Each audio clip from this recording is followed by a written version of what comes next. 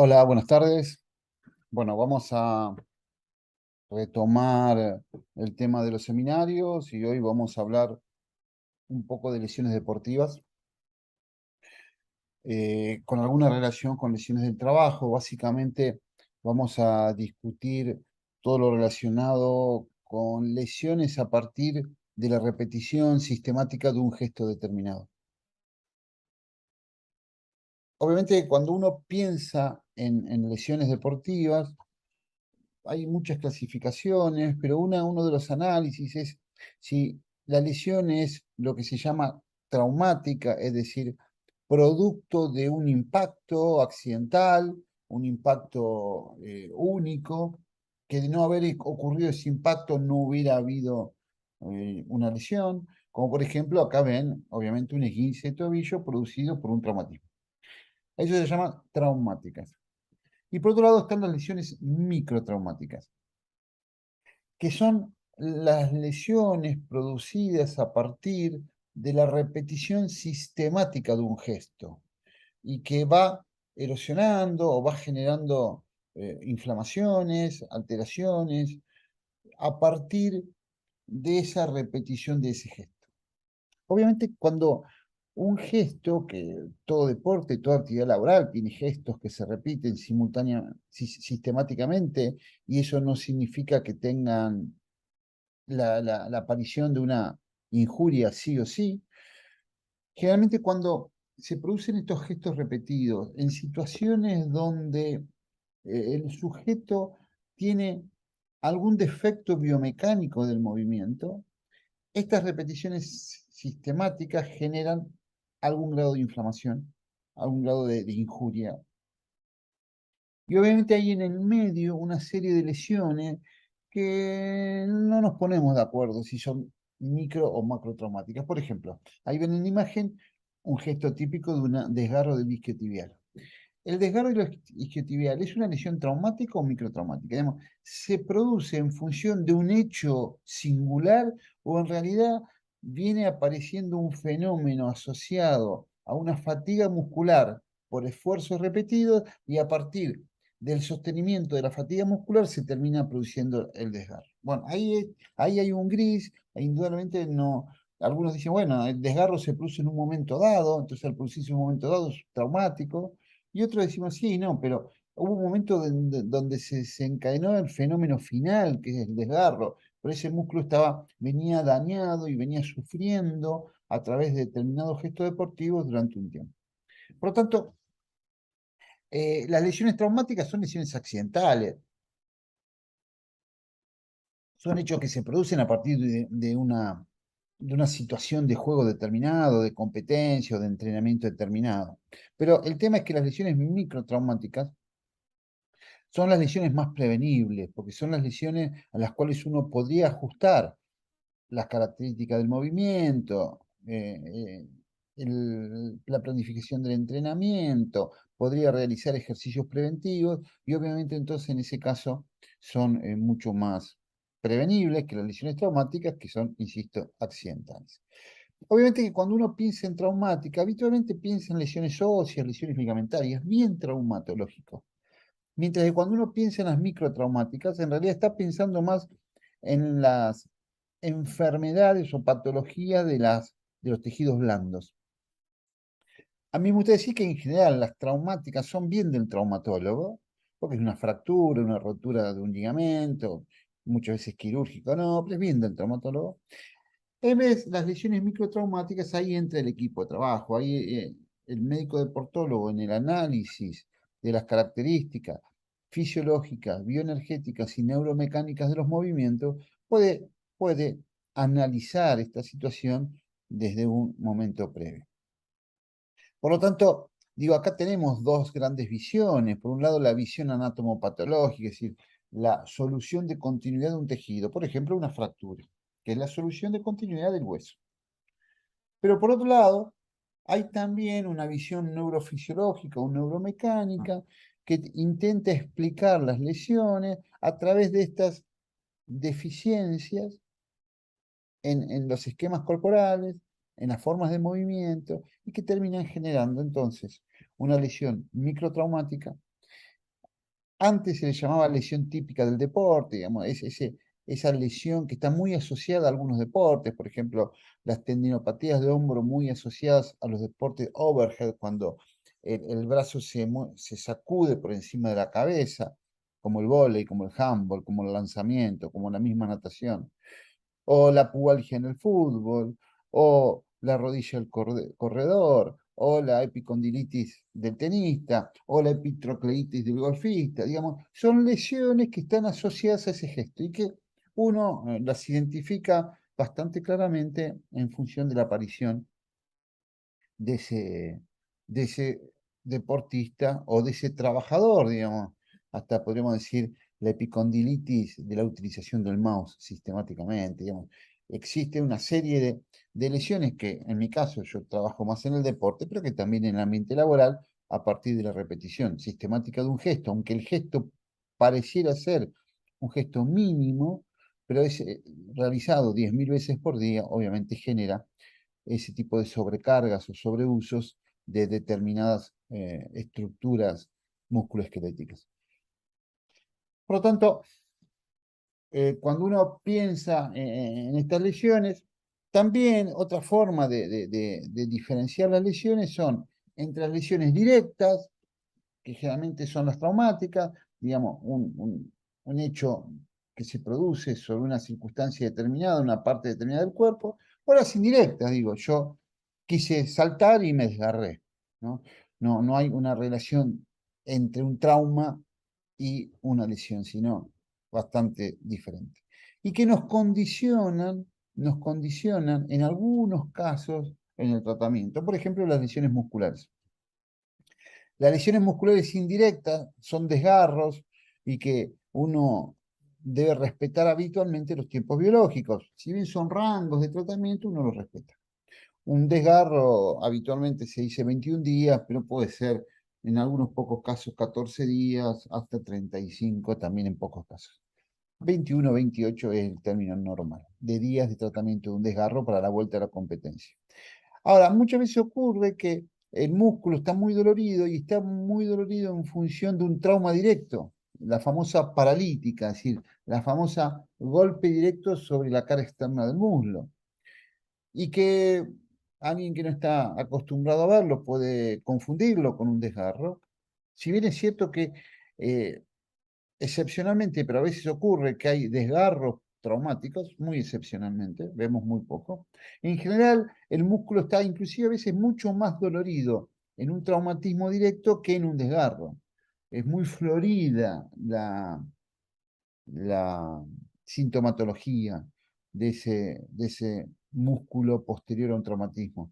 Pero en este caso somos muy agresivos. A veces en una o dos sesiones ya lo ponemos en la cancha. Es decir, a veces nos pasa que entra el jugador o el deportista, por ejemplo, de handball, entra al consultorio casi sin poder apoyar y se va caminando sin dolor en una sesión de 30 a 40 minutos de masajes, de elongación, de un masaje muy profundo que suele ser, decimos que masaje sirve si duele en este caso, son masajes profundos que drenan bien todo el líquido, ayudados por crioterapia, con mucha elongación, con mucha eh, inhibición de los reflejos de ese músculo y habitualmente vuelve a la cancha muy rápidamente.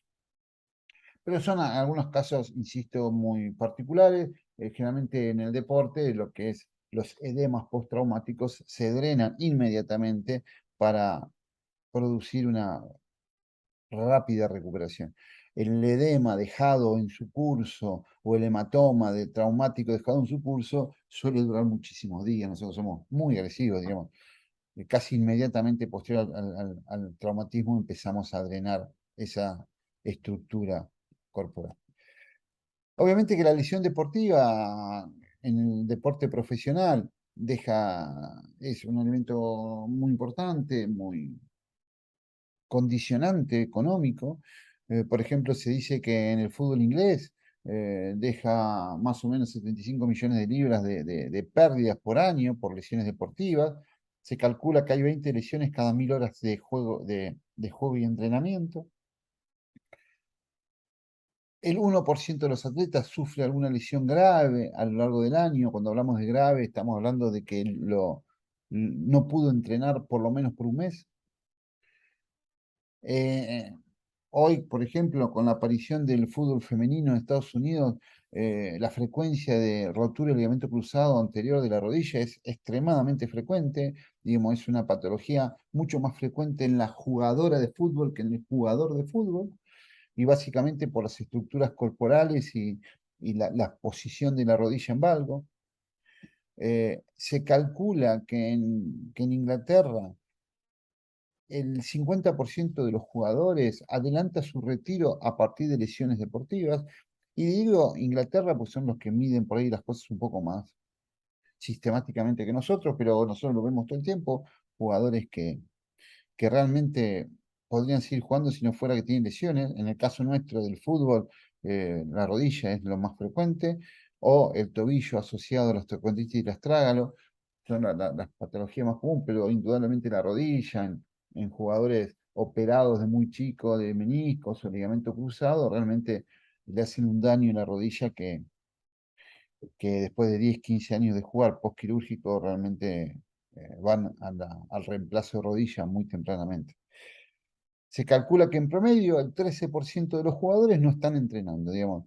En un plantel de 30 jugadores, entre 3 y 4 jugadores, el promedio todo el tiempo no están entrenando por alguna lesión deportiva. Obviamente que en el fútbol el 75% de las lesiones son del miembro inferior, las lesiones musculares son las más comunes, la mayoría de las lesiones ligamentarias de tobillo son el ligamento externo, el ligamento interno se lesiona mucho menos frecuentemente. Generalmente cuando uno dice esguince de tobillo, habitualmente se refiere al ligamento lateral externo. Después viene muy abajo las lesiones del ligamento de la sindesmosis tibio-peronea y después el ligamento lateral interno del tobillo. Pero en general por eso cuando vendamos y cuando protegemos, lo hacemos preventivamente siempre pensando en el ligamento externo. Las lesiones graves de rodilla obviamente duplican las lesiones graves de tobillo. La rodilla se lesiona menos, pero se lesiona más gravemente que el tobillo. Ligamento cruzado, meniscos, quirúrgicos, etc. Y 3 de cada 4 lesiones son sin contacto, digamos, el deportista se lesiona solo, se dobla el tobillo, se cae, se dobla la rodilla, se gira y se rompió el menisco, lanza y se hace el síndrome del manguito rotador, digamos, generalmente las lesiones traumáticas son mucho menos frecuentes en el deporte.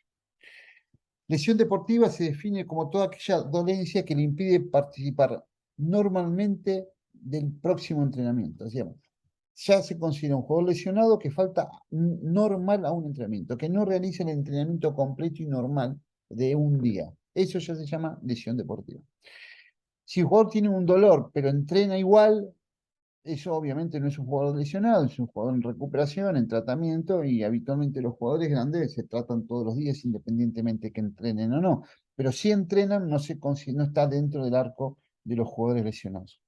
Una lesión leve es aquella que no pudo entrenar normalmente con el grupo, en el caso de ser un entrenamiento grupal, que tuvo que tener una carga diferenciada de 1 a 3 días, o no hacer nada, por supuesto. Medias hasta una semana, moderadas entre 1 y 4 semanas, y graves más de 4 semanas. Digamos, toda lesión deportiva se considera grave por el tiempo de evolución. Y a veces un esguince de tobillo pudo haber estado dentro de una lesión grave si tardó 30 días en recuperarse, aunque sabemos que no nos deja secuelas. Por lo tanto, es gravedad desde el punto de vista del tiempo y no de las secuelas.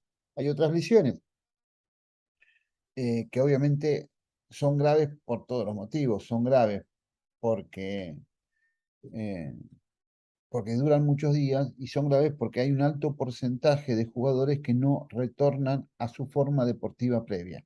Por ejemplo, la cirugía de ligamento cruzado anterior. Si bien andan muy bien, hay casos que el jugador te dice, yo nunca volví a ser el mismo después de haberme roto el cruzado. Esto es bastante común. Porque no, perdieron aceleración, porque perdieron frenado, porque perdieron confianza. Perdieron. No son los mismos. Hay muchos casos. Obviamente, cuando hablamos de lesión deportiva y sobre todo en el deporte competitivo, el gran problema, siempre decimos que la mayoría de las lesiones tienen que ver con los entrenadores pero la relesión tiene que ver con el cuerpo médico, digamos. Nuestro gran temor, siempre nuestra sensación de fracaso máximo es cuando alguien vuelve a lesionarse cuando volvió a jugar. Sea una simple lesión muscular, o sea un esguince de tobillo, sea cualquier tipo de patología. Realmente la sensación de fracaso total es absoluta del cuerpo médico ante esa situación de vuelta de la lesión. Digamos, un jugador que se lesionó, volvió, jugó bien, pero al segundo o tercer partido volvió a resentirse de esa vieja lesión. ¿Qué sé yo? Se desgarró el sóleo y se volvió a lesionar el sóleo. Generalmente, bueno, ahí cuando el dolor no es en la misma zona o el desgarro no es en la misma zona previa, uno puede encontrar alguna explicación. Cuando el desgarro vuelve o se rompió la cicatriz o se desinsertó el músculo de la cicatriz o se abrió la cicatriz, eso, bueno, la sensación de fracaso es absoluta. Es algo que nosotros intentamos que nunca nos pase. Obviamente, en el mundo se dice que un poco más del 10% de las lesiones recidivan. Nuestra estadística no es tan alta, es bastante más baja que eso, pero bueno, en algún caso obviamente tenés. Y después, siempre sabemos que cuando se produce una relesión, el tiempo a la vuelta es mayor. Es decir, un segundo desgarro no tarda 3 semanas, tarda 4, 5, 6. En promedio un 30% más de tiempo. Y siempre hay que explicarle a la gente cuando una lesión es repetida, obviamente los tiempos son mayores. Pero como en cualquier elemento hay factores de riesgo, ¿cuáles son los factores de riesgo de las lesiones deportivas? Se definen en extrínsecas, las que tienen que ver con todo lo que ocurre fuera del atleta, por ejemplo, el campo de entrenamiento, y las intrínsecas son las que tienen que ver con el atleta. Cuando hablamos de extrínsecas, obviamente la principal causa de entrenamiento es la mala planificación del entrenamiento. Perdón, la principal causa de lesión es la mala planificación del entrenamiento. Por un aumento de la carga excesiva de una semana a la otra, por un desbalance de gestos motores, por una sobrecarga eh, exagerada. Y esto no solo es en el fútbol profesional o en el deporte profesional, en el deporte recreativo. Se dice que cuando una persona aumenta más del 10% la carga de una semana a la otra, a partir de ese punto, la relación entre aumento de riesgo y aumento de la carga por encima del 10% es casi directo. Por lo tanto, siempre uno cuando hay lesiones piensa en entrenamiento y si hay más de una lesiones del mismo diagnóstico, ya uno lo asocia directamente con el entrenamiento y tiene que analizar qué se está haciendo mal. Obviamente el campo de entrenamiento, el campo de juego, por supuesto, si el campo no está bien, si está poseado, si es duro, si es sintético, si es piso no flotante en los deportes como el básquet o el vóley, bueno, obviamente el campo de juego es clave. El clima, por supuesto que en el alto calor con la deshidratación, eh, la presencia de lesiones es más frecuente. Por supuesto, el calzado, la ropa en general, eh, tiene mucho que ver. El calzado deportivo, a veces hay una eh, asincronía entre el aumento de la performance que un calzado deportivo da y el aumento de lesiones que ese mismo calzado deportivo da.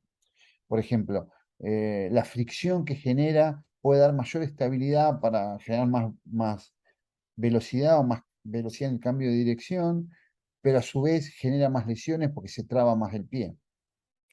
Los calzados muy livianos de la maratón pueden ser mejores para rendir porque son realmente extremadamente livianos, pero no absorben el impacto de cada paso. Si tienen la barra de torsión uno la tiene para que ajuste, si tienen un mínimo eh, aumento de la altura de la cara interna del talón, evita el valgo que muchas veces da la lesión. Bueno, obviamente el tamaño de los tapones, a veces ante el barro para dar estabilidad, se producen tapones más altos, pero a su vez esos tapones más altos también frenan el pie. Bueno, hay muchas cuestiones que hacen a cada deporte, a cada actividad y a cada sujeto en el cual a veces tenemos que ver. Y ya no solo el calzado, sino todo el equipamiento. Desde vendajes, desde estribos, desde tobillera, desde rodillera, desde simple, eh, ay, no me sale se me fue la palabra, pero el protector bucal, desde, bueno, una enorme cantidad de equipamiento que se trata de utilizar, no solo en el deporte profesional, sino inclusive en el esquí recreativo. Antes se rompían los tobillos, desde que usan botas más largas se rompe la rodilla y el tobillo está protegido, digamos. También condiciona este tipo de equipamiento, condiciona el tipo de lesión que va a aparecer. Y obviamente las reglas, ¿no? Un deporte paradigmático donde todo el tiempo se cambian las reglas para evitar lesiones graves, el rugby, sobre todo en el scrum del rugby, donde la posición, el empuje, las circunstancias hacen que, por ejemplo, se hayan cambiado mucho las reglas del scrum en función de evitar las lesiones cervicales, que se evitan, pero obviamente no en el 100%. Obviamente que además están los factores de riesgo intrínsecos, lo que dependen del sujeto. Obviamente el principal son los antecedentes. Alguien que se ha lesionado antes tiene más riesgo de volverse a lesionar que alguien que no se ha lesionado. Es decir, la presencia de antecedentes de lesión es un riesgo muy importante para la lesión y para otras. Por ejemplo, si alguien se lesionó previamente la rodilla, es más probable que tenga en algún momento futuro un problema de rodilla, pero también puede ser que tenga una pubalgia o una lumbalgia por las asimetrías de la propulsión.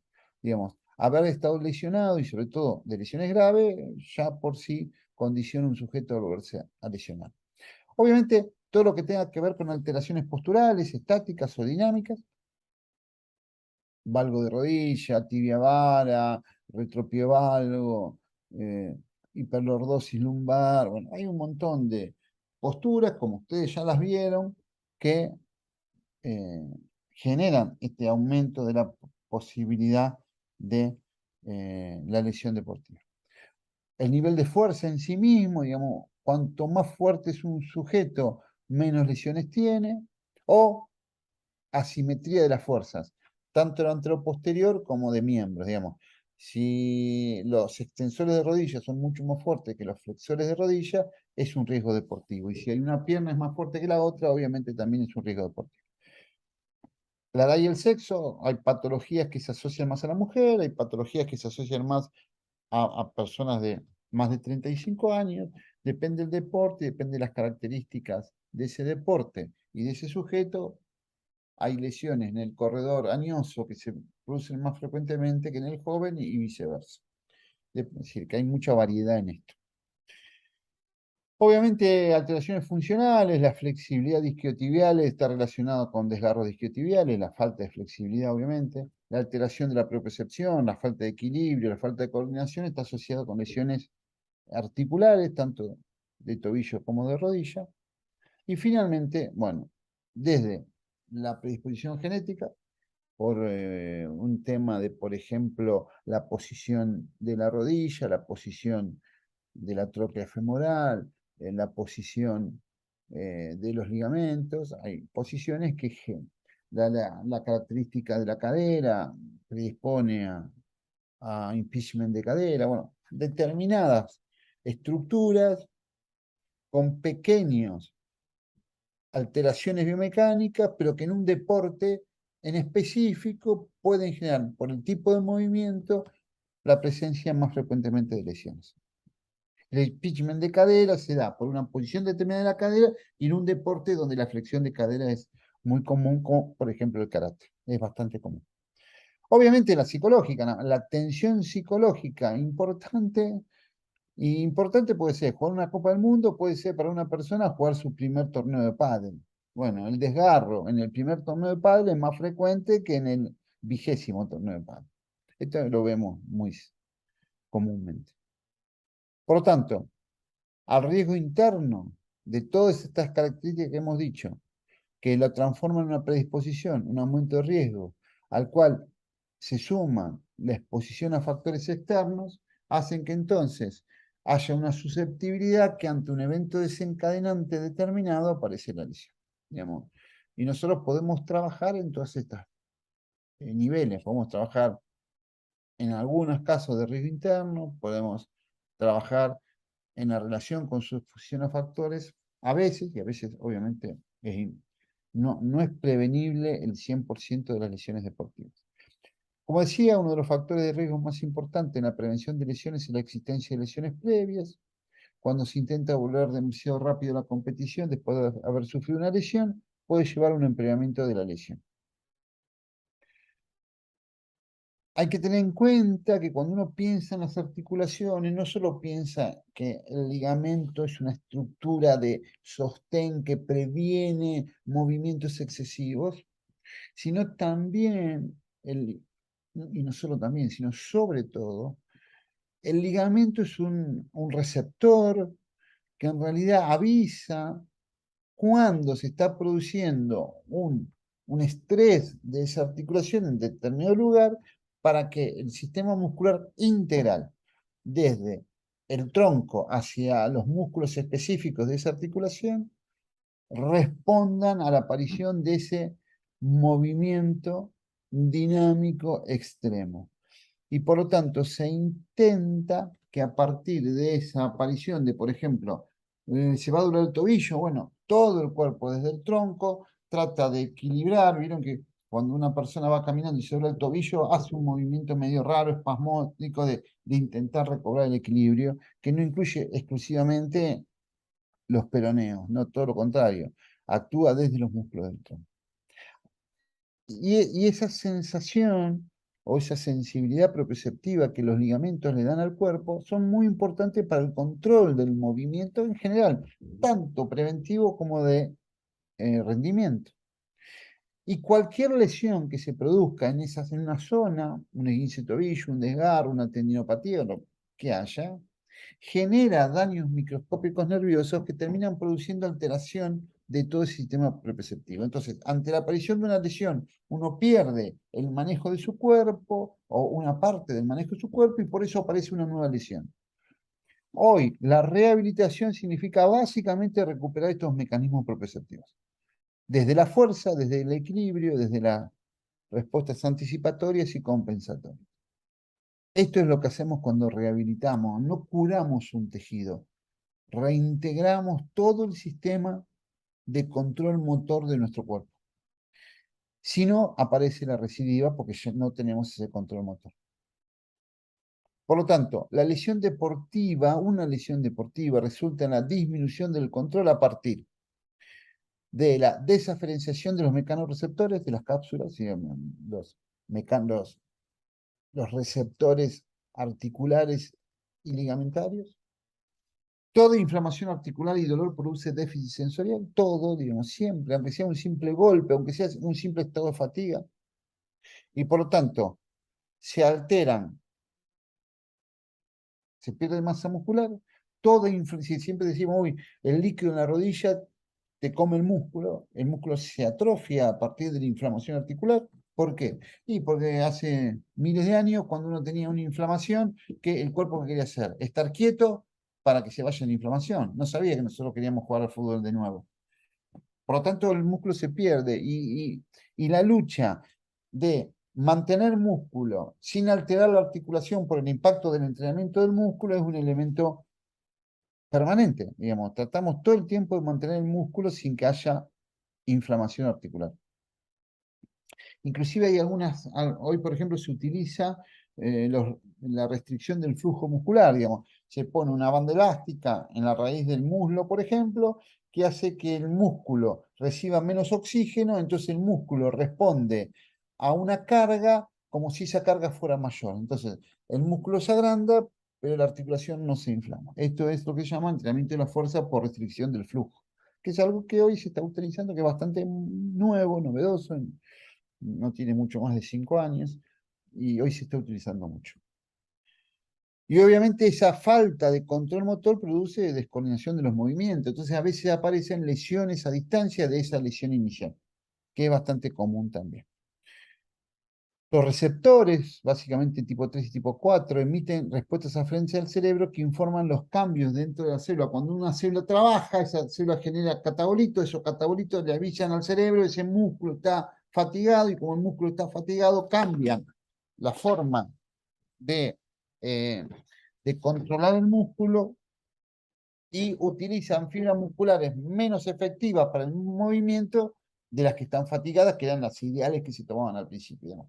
Yo tengo una fibra muscular que me da un determinado movimiento, cuando esta fibra muscular se empieza a fatigar, actúa otra que no es tan específica para ese movimiento. Se altera el movimiento y a partir de alteración del movimiento, entonces aparece el ciclo fatiga, alteración de movimiento, sobreuso de estructuras no ideales para ese movimiento. Y ahí aparecen las lesiones de partes blandas. Y eso se da y está bastante demostrado a diferentes niveles que esto se da frecuentemente y que el proceso de fatiga altera siempre el componente de la forma de moverse y por lo tanto el estrés de estructuras que no deberían ser estresadas en ese tipo de entrenamiento. Los músculos fatigados influencian negativamente sobre la estabilidad postural y producen cambios en la conducta motor y conducción central. Las actividades físicas extenuantes deterioran la propiocepción sensorial y la información estereoceptiva, por lo tanto disminuye la eficiencia del sistema muscular en el control del movimiento. Y esto, ya le digo, está publicado, está hoy bastante aceptado. Esta es una frase que a mí me gusta mucho, porque dice, los estabilizadores externos e internos del tobillo, tibiales y peroneos, asumen un rol más importante en la propulsión cuando el gemelo se fatiga. Entonces, yo me fatigo el gemelo, por lo tanto, trato de hacer extensión de tobillo desde los dos componentes laterales, que son muy débiles, son muy pequeños, tienen muy poca fuerza, y por lo tanto rápidamente se terminan lesionando, y todo este fenómeno de fatiga del gemelo y después fatiga de tibiales y peroneos genera un rol muy importante en la inestabilidad del tobillo y la producción de esguince de tobillo. Y esto se da en función de la fatiga. Por eso hay que controlar la fatiga durante el entrenamiento. Por lo tanto, cuando nosotros nos enfrentamos a una lesión deportiva, primero, lo más importante, como todo acto médico, es el diagnóstico. Saber cuál es la patología a la cual nos estamos enfrentando. Un diagnóstico médico que se realiza a través del interrogatorio, el examen físico y, si es necesario, exámenes complementarios. Lo que, como cualquier acto médico, digamos, por eso a veces discutimos algunas cosas en la formación médica, pero si el médico no sabe diagnosticar, no es médico. Era otra cosa, pero no es médico. El médico tiene que saber diagnosticar. Y no podemos diagnosticar lo que no conocemos. Un médico solo diagnostica las patologías que conoce.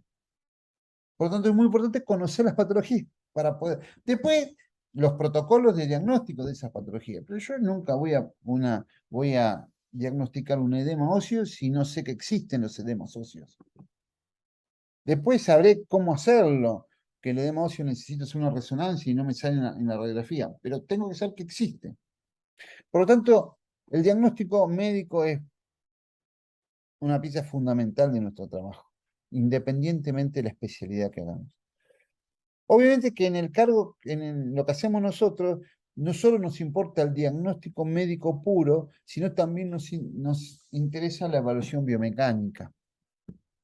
Yo puedo tener un diagnóstico de una lesión de rodilla, por ejemplo, el síndrome patelofemoral, pero tengo que buscar los motivos que generan que ese patelofemoral se produzca. Lo mismo que en la tendinitis de hombro.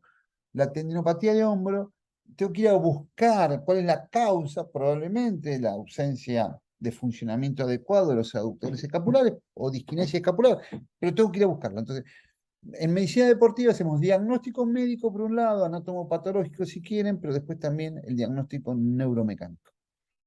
A partir de estos dos elementos, planificamos la carga de trabajo, porque las lesiones en medicina deportiva se curan entrenando. Es decir, la rehabilitación es una forma de entrenar. Si yo no genero entrenamiento, no genero adaptación.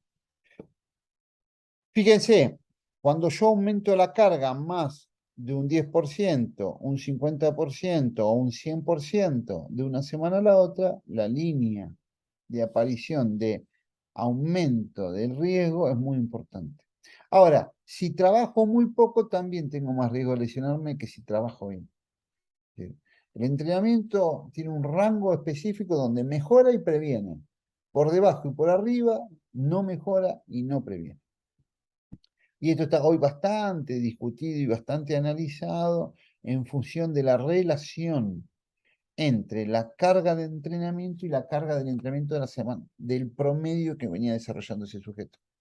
Entonces, fíjense que del promedio que entrena habitualmente, o en una semana se entrena entre el 80% y hasta el 30% más, está dentro, pero ya a partir del 10% empieza a aumentar el riesgo. Ahora, más del 30%, fíjense cómo se acelera la aparición de riesgo de lesión deportiva y el aumento de esa carga de trabajo, que genera, obviamente, un tema muy interesante en el análisis. Cuanto más aumento la carga, fíjense, por encima del 10%, por encima del 30%, por encima del 50%, más del 100% de aumento de la carga con respecto a ese promedio. La relación es directa y por lo tanto tenemos que analizar y después también cómo cambia la estructura del funcionamiento. Esto es medido en plataforma de fuerza y no es necesario que la conozcan, pero digo, medido en determinados dispositivos electrónicos. El impacto de la fatiga no se limita simplemente a una disminución de la capacidad de producción de fuerza, sino que lo más importante es que se altera la capacidad del movimiento en función de esa generación de fuerza. Por lo tanto, como les decía, cuando nos enfrentamos en medicina deportiva decimos que el 70% de los diagnósticos los hacemos en el interrogatorio. Una persona cuenta lo que le pasó, cuenta lo que sintió, es bastante, hay muchas lesiones típicas. Digamos, una persona que va corriendo y de pronto siente un pinchazo en el mulo posterior que le impide seguir corriendo, que le duele, que cuando se enfría le duele mucho más y que ese dolor le dura entre 4 y 5 días, y recién a partir del quinto, al principio no se podía ni poner los zapatos sin dolor, bueno, es un desgarro isquiotibial. Si quieren lo estudiamos, pero ya sabemos que es un desgarro isquiotibial. Si un paciente dice que cada vez que levanta el brazo y le duele la zona anterior del hombro, y a veces un poquito por afuera y atrás, bueno, es una tendinopatía del supraespinoso, que después podemos certificarlo, pero digamos, o una persona que viene y se iba corriendo y sintió un piedrazo en la zona del talón y no pudo seguir generando propulsión de la marcha, se rompió la quilla. No, no es muy difícil. Entonces, esa característica del inicio de la lesión, el dolor antecedente, bueno, es un elemento que nos genera a nosotros muchos diagnósticos. Digamos, cuando el paciente se levanta desde la silla, que lo vamos a revisar, en 7 de cada 10 ya sabemos lo que tiene y vamos simplemente a objetivarlo. Lo mismo pasa con las pubalgias, lo mismo pasa con las lumbalgias, lo mismo pasa con síndrome patelofemoral, digamos. Un dolor atraumático en una mujer de rodilla, que duele la cara anterior de la rodilla, sobre todo cuando baja y sube escalera, y ¿qué es un síndrome patelofemoral? No es un menisco. Para que sea un menisco es que se le frenó el pie, giró, sintió un dolor agudo y no pudo seguir casi apoyando y se le inflamó la rodilla. Te cuenta eso, pensás en una ruptura de menisco. Digamos, cada patología tiene una aparición muy concreta. Obviamente hay que buscar lesiones similares, hay que buscar cómo comenzó el dolor, si le permitió continuar o debió parar. Entonces, no, me dolió, pero seguí jugando, terminé de jugar y me fui, me empezó a doler un poco más. Sabemos que la lesión es mucho más suave que si dice, no, me pinchó, tuve que salir, no pude ni caminar. Bueno, obviamente, esa es una lesión mucho más grave. Obviamente, miramos la aparición de quimosis, hematomas, inflamación, deformidades, escotadura, eso nos da, ya, si nos queda alguna duda, ya empezamos a buscar elementos, pero obviamente en la palpación, lo que hacemos nosotros, buscando la zona del dolor, zona, área, si es punto, buscando si hay una deformidad o no, buscando el nivel de dolor, y después en los músculos tendinosos, fuerza contra resistencia que nos permite ante determinado gesto saber qué músculo está comprometido. Y si un desgarro no puede hacer mucha fuerza en los primeros días. eh, por lo tanto, si coincide el dolor espontáneo con el dolor ante la fuerza, el dolor ante la flexibilidad, eso nos hace pensar más en una lesión muscular. Y después, bueno, cada lesión tiene sus típicas maniobras semiológicas de diagnóstico, que obviamente cuanto más conozcamos maniobras, más fácil nos va a ser eh, la interpretación de la lesión, sabiendo que en el músculo, si cuando el paciente vos le decís dónde te duele, señala un punto, y después cuando vos lo tocas le duele el mismo punto, cuando hace fuerza le duele el mismo punto, cuando lo elongás le duele el mismo punto, siempre, y generalmente en el músculo, a nosotros nos asusta más la lesión puntual que la lesión global. Si cuando te duele todo el músculo es una fatiga, no pasa nada. Ahora, cuando te duele, cuando siempre las lesiones se señalan con un dedo, suelen ser más graves que cuando se señalan con toda la mano.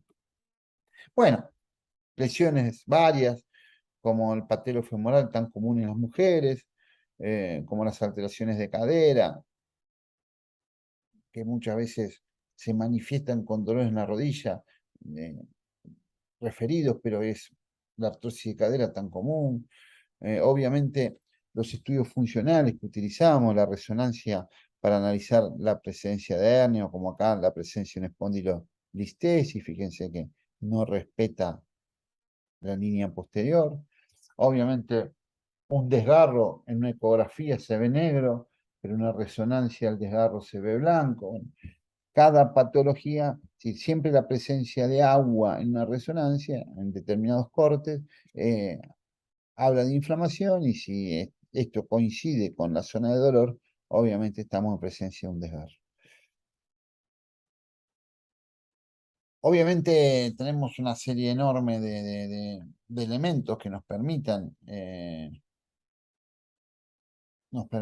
atacar las lesiones deportivas, como los antiinflamatorios corticoides, como los biológicos como PRP y células madre están utilizados actualmente, como medio físico, como electroestimulación, el TENS, ultrasonido, ondas infrarrojas, el láser, con una serie muy importante de aparatos de fisioterapia.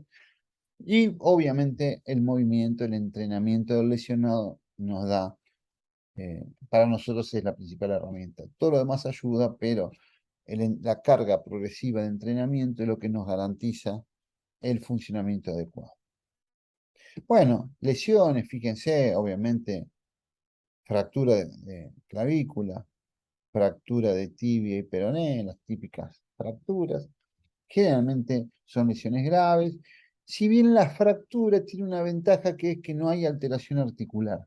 Y por lo tanto, la rehabilitación de una fractura, si consolida bien, sea quirúrgica o no quirúrgica, después la rehabilitación no nos genera tanto problema. Nos genera más problema cuando la lesión es ligamentaria, porque ahí se pierden todos los mecanismos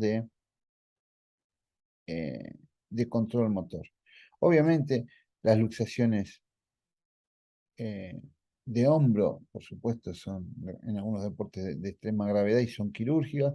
Antes las luxaciones de hombro se rehabilitaban, hoy ya eh, se operan en algunos deportes en el primer episodio. La ruptura del ligamento acromioclavicular con el signo típico de la tecla es también bastante común. Obviamente la lesión de codo es una lesión gravísima porque raramente vuelve a tener el 100% de su extensión, generalmente queda limitada en la extensión.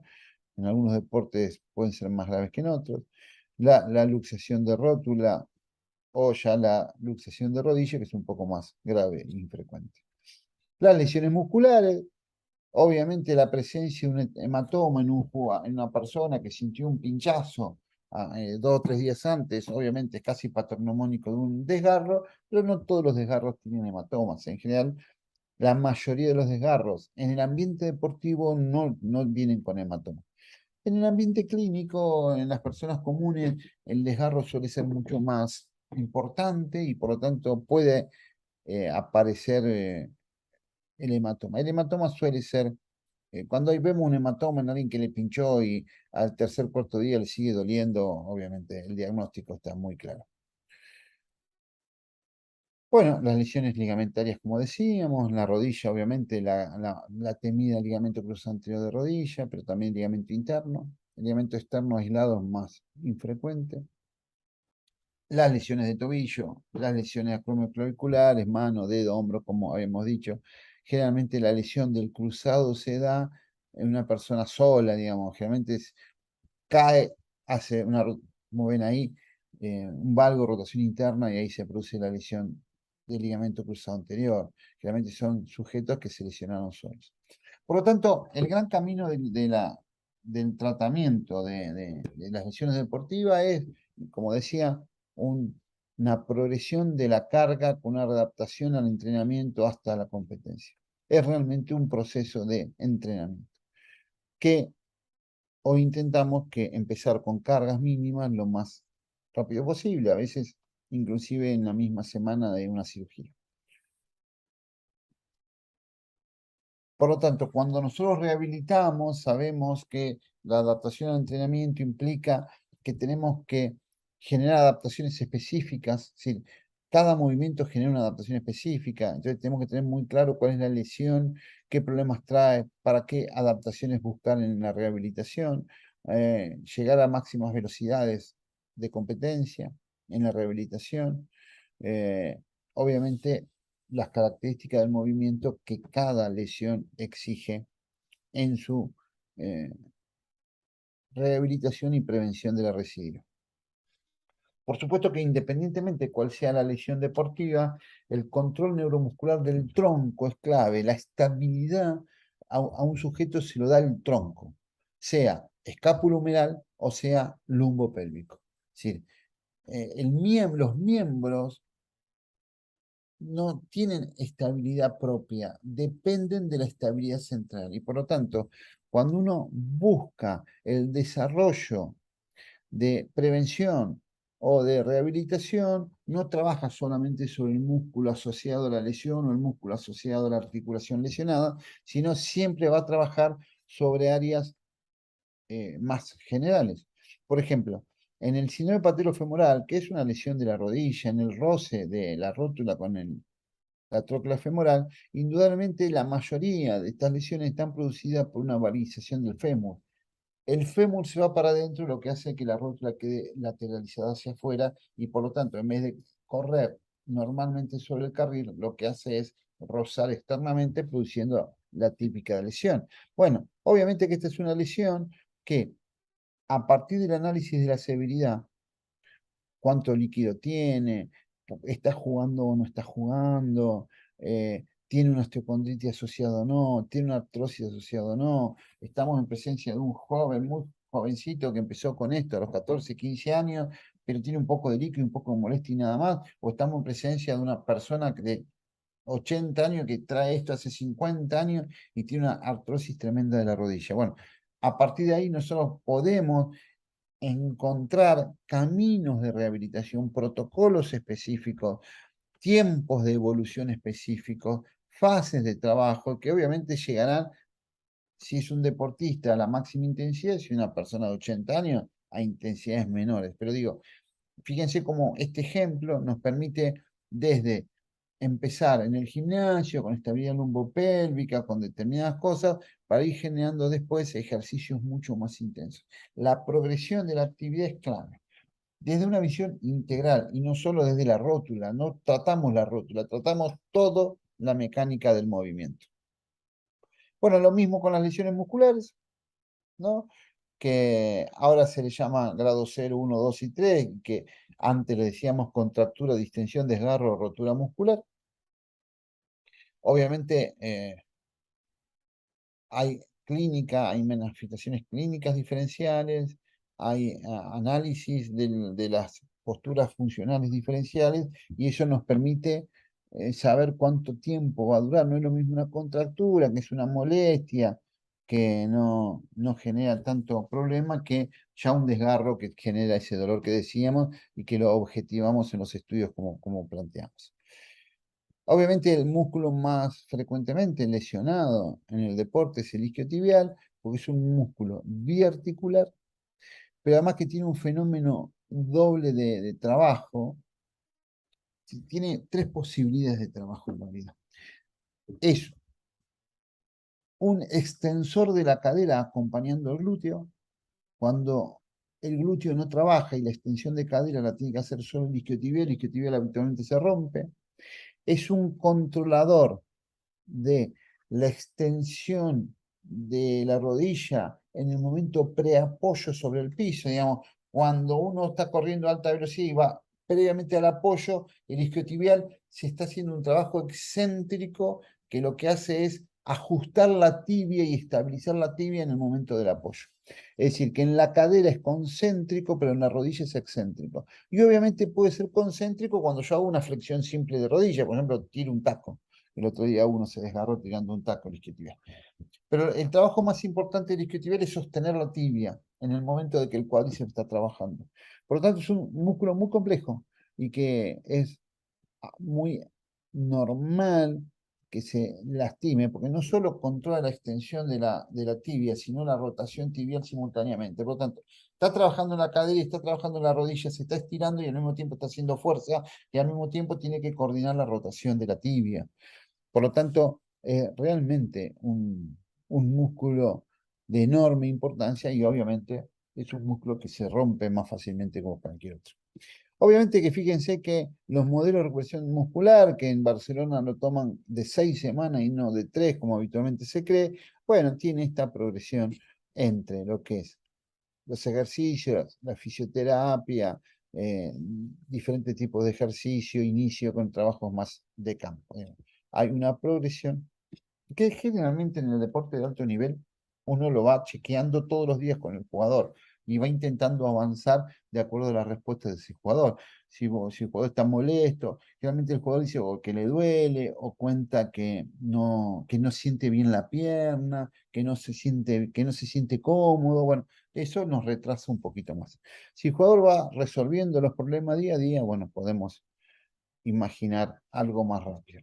Por supuesto que tenemos tecnología como plataforma de fuerza de electromiografía que nos permite analizar la relación agonistas-antagonistas, por ejemplo, una sentadilla, que es muy importante que haya una fuerza simétrica antero-posterior.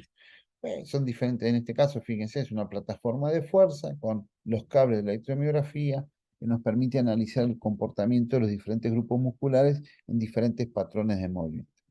Bueno, no vamos a entrar en mucho detalle, pero sí esta plataforma de fuerza que me analiza la fuerza que hace un sujeto en el piso cuando salta, es como un trazado electromiográfico que en diferentes zonas del movimiento, fíjense, la curva roja, se va alterando y que me permite una identificación del momento donde la alteración se produce y en función de eso corregir. Por ejemplo, si estamos en un fenómeno de alteración de la propulsión, alteración de la amortiguación o alteración del pasaje de la amortiguación-propulsión. Digamos, uno generalmente cuando salta, primero se agacha, amortigua, pasa y empuja.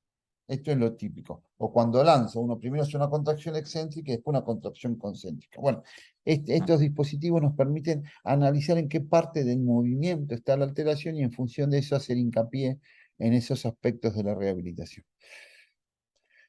Bueno, las propuestas que tenemos sobre prevención de estas lesiones de repetición son muchas. Fíjense, en este es un protocolo de la FIFA donde con algunos ejercicios muy simples, sosteniendo la postura corporal correcta y evitando los movimientos alterados en movimientos muy simples, se asocian a una mejor estabilidad lumbopélvica, ¿sí?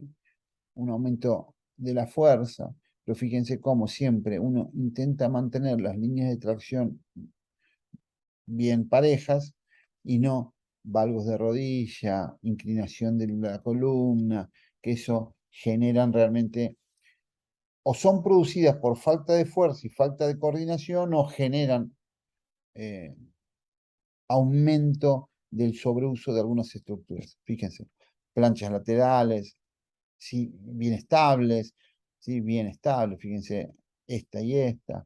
Planchas frontales, bien estables, fíjense, esto es una tabla y esto tiene curvaturas.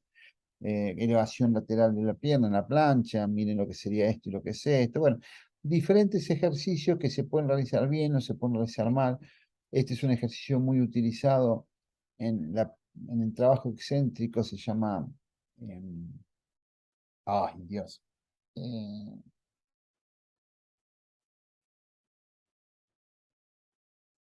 bueno, se llama trabajo nórdico, pero tiene un nombre más que ahora se me fue de la cabeza.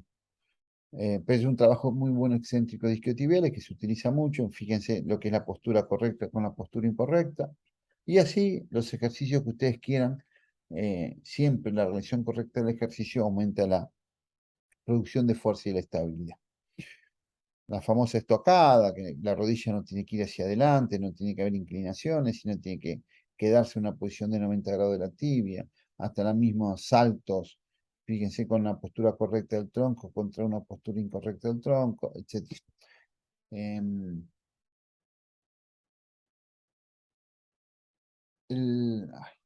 bueno, este es el trabajo nórdico para isquiotibiales, donde fíjense con muy pocas repeticiones,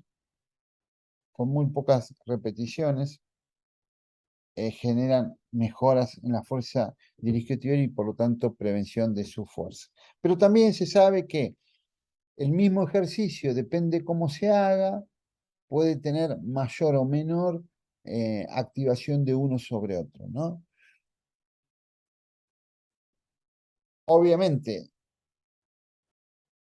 el estiramiento, la propiocepción, la fuerza y la multitarea son todos trabajos preventivos, pero fíjense cómo disminuye el riesgo relativo más cuando uno es fuerte que con otras estructuras. Lo importante es la fuerza, es la herramienta de trabajo más preventiva en las lesiones.